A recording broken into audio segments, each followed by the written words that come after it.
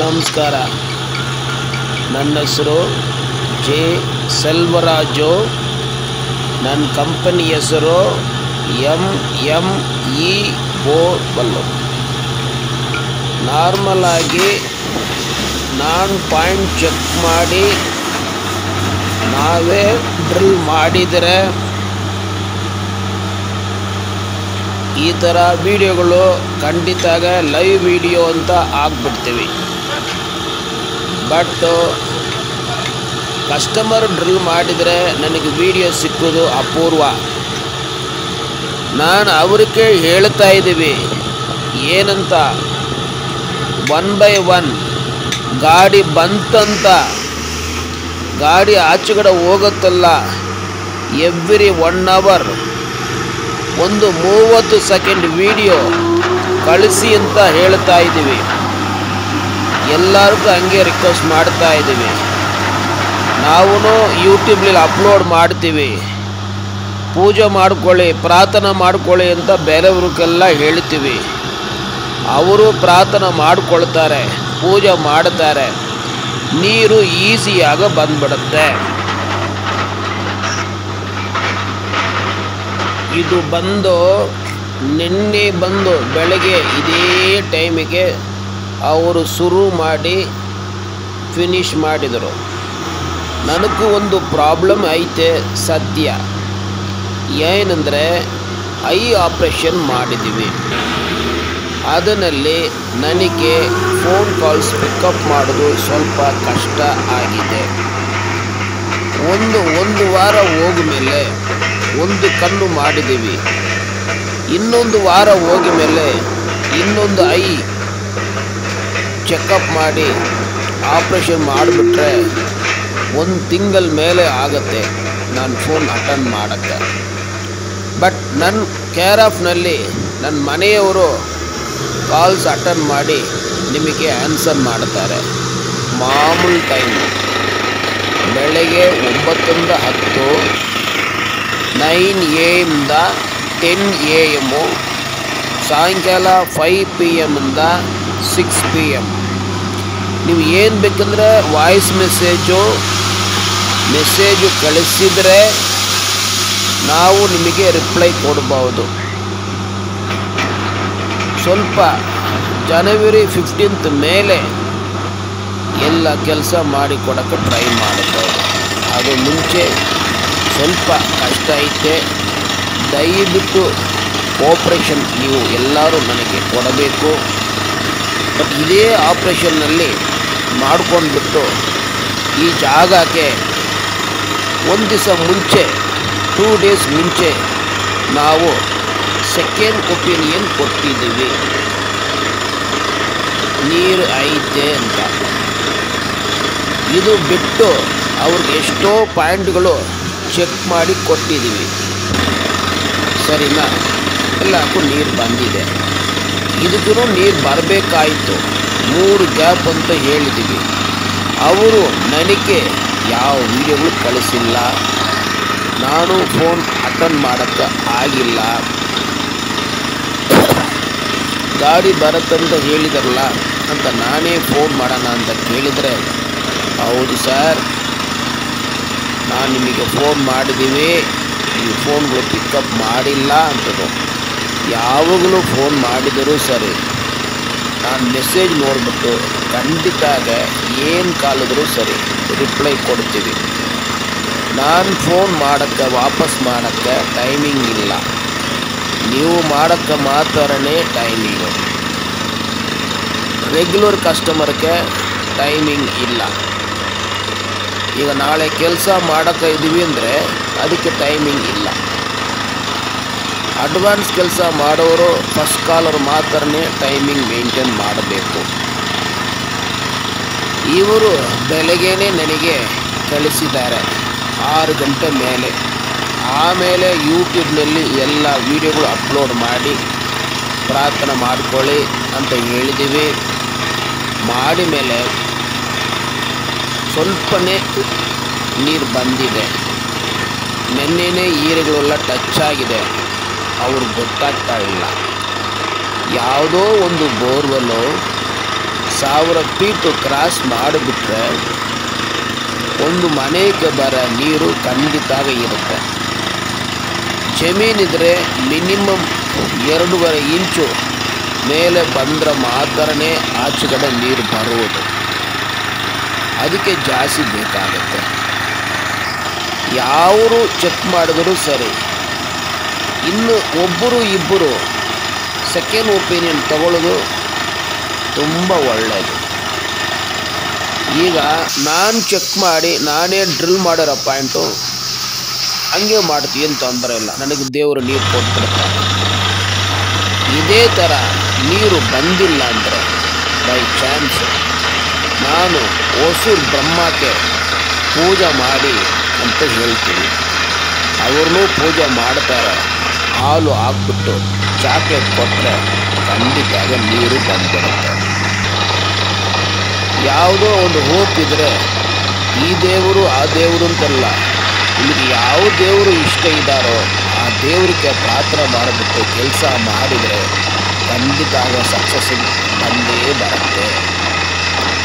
ಈಗ ನಾನು ಅಷ್ಟು ವಾಯ್ಸು ರೈಸ್ ಮಾಡಿ ಮಾತಾಡೋಕ್ಕೆ ಆಗಲ್ಲ.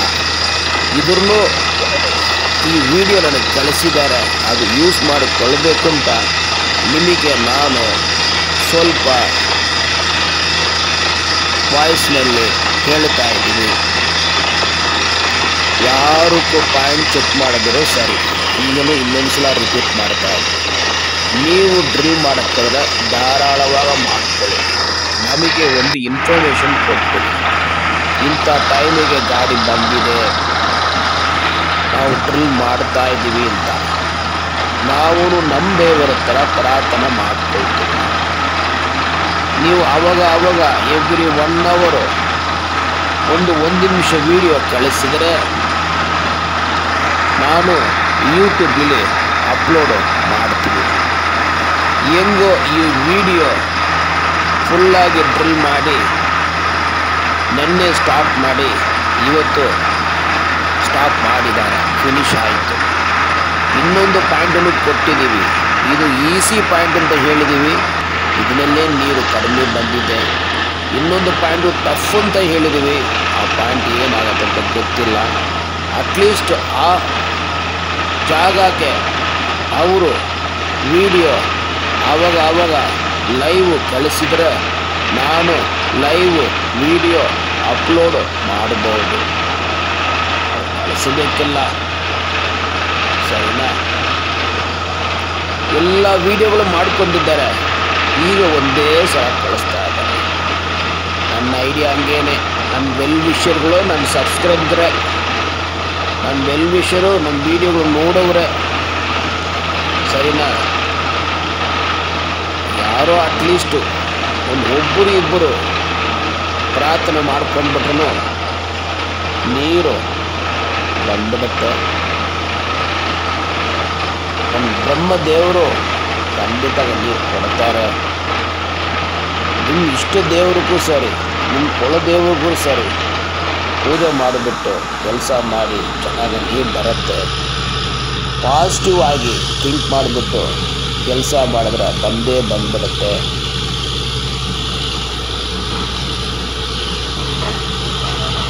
ಈ ವಿಡಿಯೋ ಫಸ್ಟ್ ಟೈಮ್ ನೋಡೋಕ್ಕಾದ್ರೆ ದಯವಿಟ್ಟು ಸಬ್ಸ್ಕ್ರೈಬ್ ಮಾಡೋಕ್ಕೆ ಟ್ರೈ ಮಾಡಿ. ಸಬ್ಸ್ಕ್ರೈಬ್ ಮಾಡಿಬಿಟ್ಟಿದ್ರೆ ಇದೇ ವಿಡಿಯೋ ನಿಮ್ಗೆ ಗೊತ್ತಿರೋರಿಗೆ ಬೇರೆಯವ್ರಿಗೆ ಶೇರ್ ಮಾಡಿ, ಅವರು ನೋಡೋರು ಸಬ್ಸ್ಕ್ರೈಬ್ ಮಾಡೋಕ್ಕೆ ಟ್ರೈ ಮಾಡಿ.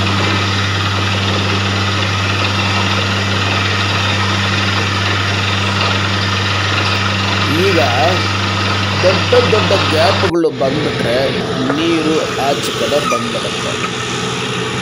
ಫಸ್ಟ್ ಆಫ್ ಆಲ್ ನಾವು ಏನು ಮಾಡ್ತೀವಿ, ಅಕ್ಕಪಕ್ಕ ಡಿಸ್ಟರ್ಬೆನ್ಸ್ ಮಾಡೋದು ಬೇಡ ಅಂತ ವಾಟರ್ ಇಂಜೆಕ್ಷನ್ ಆಗಿಬಿಟ್ಟು ನಾವು ಡ್ರಿಲ್ ಮಾಡ್ತೀವಿ. ಆ ಥರ ಡ್ರಿಲ್ ಮಾಡೋ ಟೈಮ್ನಲ್ಲಿ ನಮಗೆ ಏನಾಗುತ್ತೆ, ಚಿಕ್ಕ ಗ್ಯಾಪ್ಗಳು ಬಂದರೆ ಗೊತ್ತಾಗಲ್ಲ. ದೊಡ್ಡ ಗ್ಯಾಪ್ ಬಂದ್ಬಿಟ್ರೆ ನೀರು ಆಚೆ ಕಡೆ ಬಂದ್ಬಿಡುತ್ತೆ. ಅದಕ್ಕೆ 2 ದಿವಸ ಡ್ರಿಲ್ ಮಾಡೋ ಥರ ಪ್ರೋಗ್ರಾಮ್ ಮಾಡ್ಕೊಂಡ್ರೆ ಒಂದು ನೈಟಿಗೆ ಸ್ಟೇ ಮಾಡಿ ಬೆಳಗ್ಗೆ ನೀವು ರೀಸ್ಟಾರ್ಟ್ ಮಾಡಿದರೆ ಸ್ಟೋರೇಜ್ ನೀರು ಬೋರ್ವೆಲಲ್ಲಿ ಇದ್ದರೆ ಬಂದ್ಬಿಡುತ್ತೆ. ಆವಾಗ ನಿಮಗೆ ಕನ್ಫರ್ಮೇಷನ್ ಆಗುತ್ತೆ ಸ್ಟೋರೇಜ್ ನೀರು ಬಂದಿದೆ,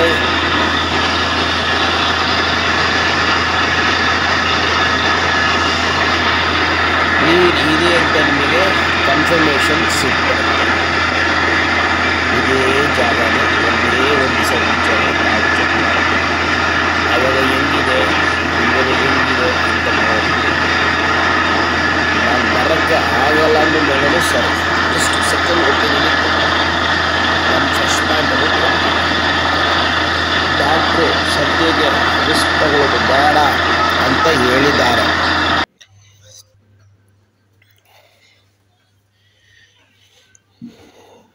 ನೋಡಿ ಹೆಂಗಿದೆ ಅಂತ ಜಾಗ. ಇದೇ ಜಾಗನೇ ಪಾಯಿಂಟ್ ಕೊಟ್ಟಿದ್ದೀವಿ. ನಾನು ಹೇಳೋರ ಪ್ರಕಾರ ನಾರ್ಮಲ್ ಆಗಿ ಒಂದು 10 ಅಡಿ 20 ಅಡಿ ಗ್ಯಾಪ್ನಲ್ಲಿ ಬಂದುಬಿಡ್ತೀವಿ. ಅವರು ಪ್ರೇಯರ್ ಮಾಡ್ತಾರೆ, ನಾವು ಪ್ರೇಯರ್ ಮಾಡ್ತೀವಿ.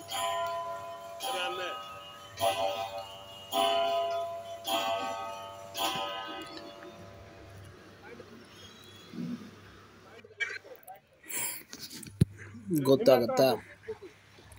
ಖಾಲಿ ಜಾಗ ಆಲ್ರೆಡಿ ಅವರು ಪಾಯಿಂಟು ಮಾಡಿದ್ದಾರೆ. ಇದ್ರ ಸೆಕೆಂಡ್ ಒಪಿನಿಯನ್ ತಗೊಳ್ಳೋದು ಒಳ್ಳೆಯ ವಿಷಯನೇ. ಇದೇ ಏರಿಯಾನಲ್ಲಿ ಬೇರೆ ಪಾಯಿಂಟ್ಗಳೆಲ್ಲ ಚೆಕ್ ಮಾಡಿದ್ದೀವಿ, ಅವದಕ್ಕೂ ಸಮಾಧಾನ ಆಗಿದೆ, ನನಗೂ ಸಮಾಧಾನ ಆಗಿದೆ.